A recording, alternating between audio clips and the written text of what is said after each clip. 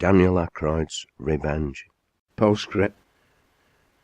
My initial inspiration for writing the Trilogy of Chartism was a small pamphlet entitled A Celebration of Kersal Moor by Alice Searle, published by herself with the assistance of the Unity Publishing Project in Manchester in May 2009. My writing is of course a work of fiction, although I've tried to keep to the historical background against and within which the stories are set as accurately as possible. In attempting to do so, I have drawn on various sources, including A New View of Society, 1813, and Observations on the Effects of the Manufacturing System, 1817, by Robert Owen, The Moral and Physical Condition of the Working Classes of Manchester, in 1832, by Dr. James Philip Kay, later to become Sir James Kay Shuttleworth, The Conditions of the Working Class in England, 1844, by Frederick Engels, The General Strike of 1842, published by Lawrence and Wishart, 1980, by Mick Jenkins, a pioneer and amateur working class historian and Communist Party organiser I had the honour to work alongside in the 1970s, Chartism and the Churches, by Harold Underwood Faulkner, Ph.D., Columbia University Press and Longmans Green and Company of London, 1916, Hansard, and other works too numerous to mention. Fictional works sparking my thoughts relating to this period include Manchester Man by Mrs. George Linnaeus Banks, Mary Barton and North and South by Elizabeth Gaskell, Felix Holt by George Eliot, and Sybil by Benjamin Disraeli. Despite the demise of the Chartist movement by the 1860s, the first 5 demands of the People's Charter were gradually conceded, culminating in the winning of adult male suffrage in the United Kingdom with the Representation of the People Act 1918, carried at a time when the establishment again feared revolution, the end of the First World War, and the year following the Russian Revolution of 1917.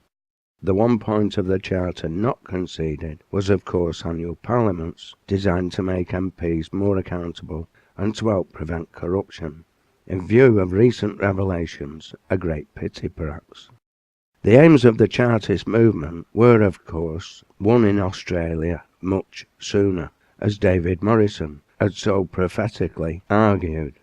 Following the winning of universal suffrage in the state of Victoria as a result of the gold digger strike, the first 5 demands of the Charter became law throughout Australia in 1867, in other words 51 years before they were carried in the UK. I explored Daisy Nook as a kid most Sundays when I lived in Droylsden with my dad between the age of 4 and 8. I should have attended Sunday school, and for a long time my father thought I did. However, Daisy Nook, Ashton Moss, and the countryside generally are greater attractions for me than Hellfire Methodism or tales of gentle Jesus. Unfortunately, in recent years, some bright spark decided to put a motorway through it in the name of progress. Greg's Quarrybank Mill in Style used to be a favourite stop on tandem rides with my son Tom. Now owned by the National Trust, it is still a working cotton mill and well worth a visit, but be prepared to ask searching questions, as Irene Rose did at Bessie's request. The last pauper child indentured there started work in 1841 until 1847, when they finally outlawed the practice in the textile industry, although another 20 years passed before the Factory Acts applied to all places of work.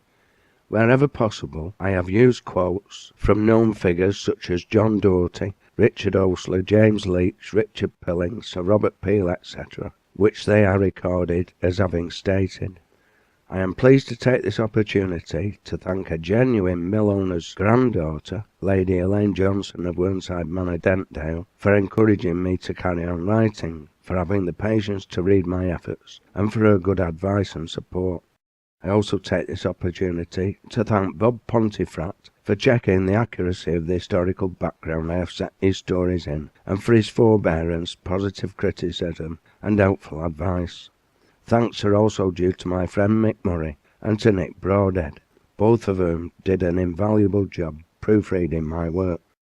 Comments or criticism will be most welcome.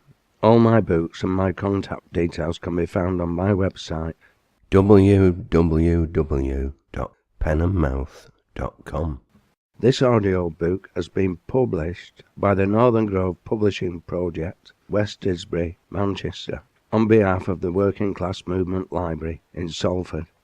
A link to the library's website can be found on my own website, which again is www.penandmouth.com.